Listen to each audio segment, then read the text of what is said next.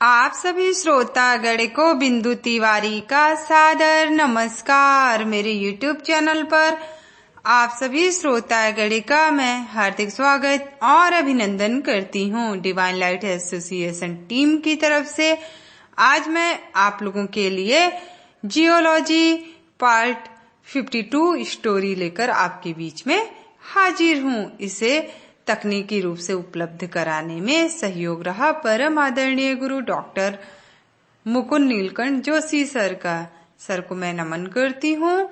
किसी कारणवश मैं नहीं आ पाई तो आप सबसे हाथ जोड़कर माफी चाहूंगी। चलिए आइए शुरू करते हैं आज की स्टोरी। अगर इससे पहले का पार्ट आपने अच्छे से सुना होगा तो आपको काफी अच्छे से समझ में आएगा। देखिए, धीरे धीरे 19वीं शताब्दी के अंत तक जो भूवैज्ञानिक की समय सारणी का रूप काफी हद तक स्थिर हो गया। अब उस समय की कसौटी पर कसा जाना ही बाकी था।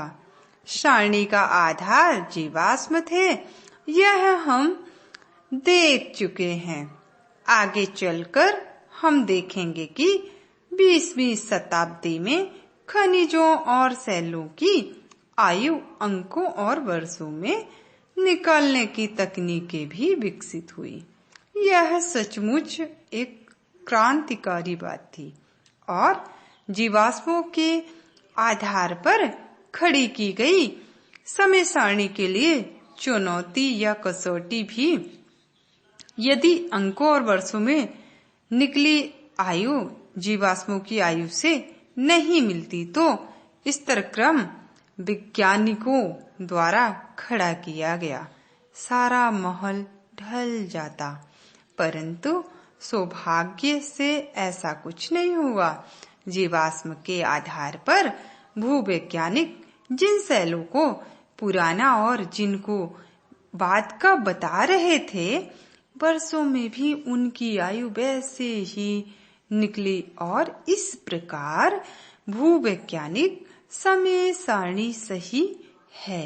इस बात पर न केवल मुहर भी लग गई वरन समय सारणी को आंकड़ों का आधार भी मिल गया। अब यदि कुछ हो रहा है तो वह आंकड़ों में और संशोधन या सुधार ही है। जैसे जैसे खनिजों और सेलों की आयु के नए नए आंकड़े आते हैं, हम सारणी में उतना सुधार कर देते हैं, लेकिन उलट पुलट गई नहीं होता। जैसे कैम्ब्रियन काल का प्रारंभ पहले 60 करोड़ वर्ष पहले माना जाता था, वह अब 54 करोड़ 20 लाख वर्ष पहले माना जाता है।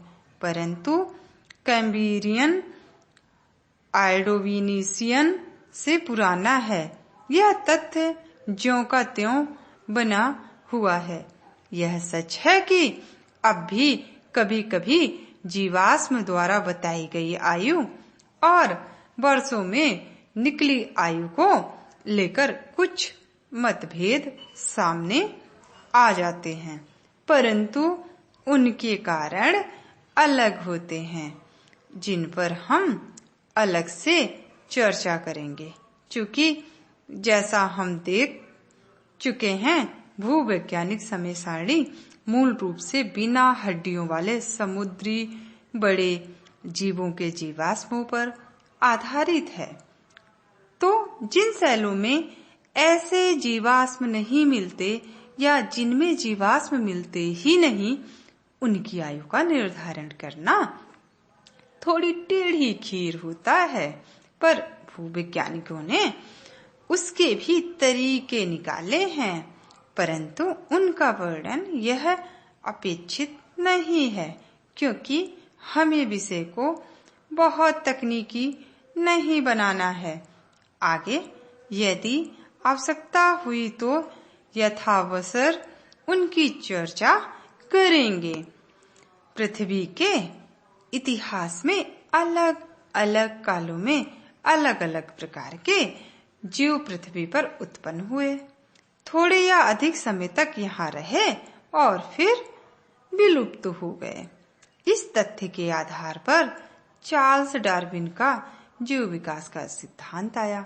डार्विन ने अनेक प्राणी वैज्ञानिक प्रमाण भी दिए थे, परंतु उनके जीवाश्म वैज्ञानिक प्रमाण सबसे तगड़े हैं। जब डार्विन ने अपना सिद्धांत रखा तो उसका घनघोर विरोध हुआ। एक तो उससे बाइबिल की सब ईश्वर ने बनाया है, इस बात की हवा ही निकल गई, और दूसरे अपने विकासवाद के क्रम में डार्विन ने जब यह कह दिया कि मनुष्य बंदर से विकसित हुआ है, तब तो धर्म मार्तंडों और श्रद्धालुओं के क्रोध का पारावार ही नहीं रहा। उल्लेखनीय बात यह है कि समय सारणी के निर्माण में प्रमुख भूमिका निभाने वाले सेल्जविक, मर्किंसन और जीव विलोपन का सिद्धांत बताने वाले क्यूविए भी विकासवाद के विरोधी थे।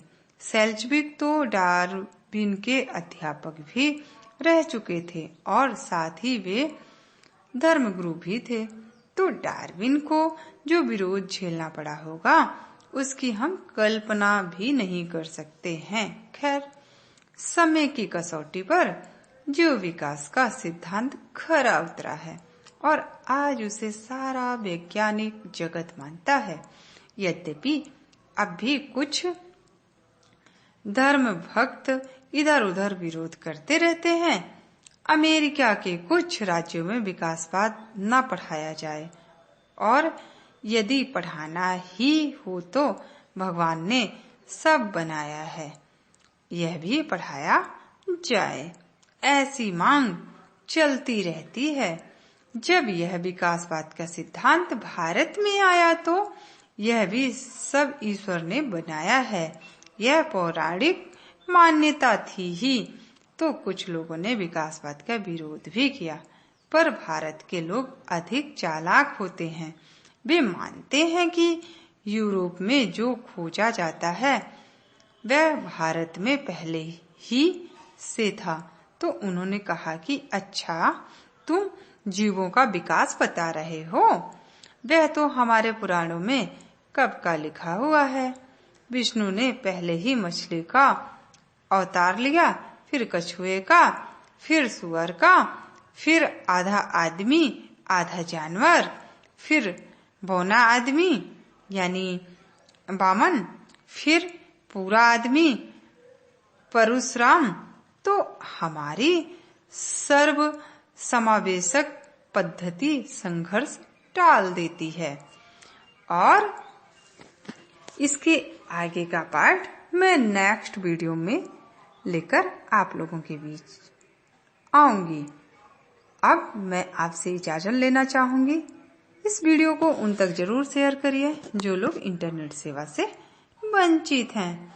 आप सभी का आदर सम्मान और स्नेह पाकर मन को बहुत प्रसन्नता हुई। आप सभी को तहे दिल से बहुत बहुत शुक्रिया। नमस्कार, बाय बाय।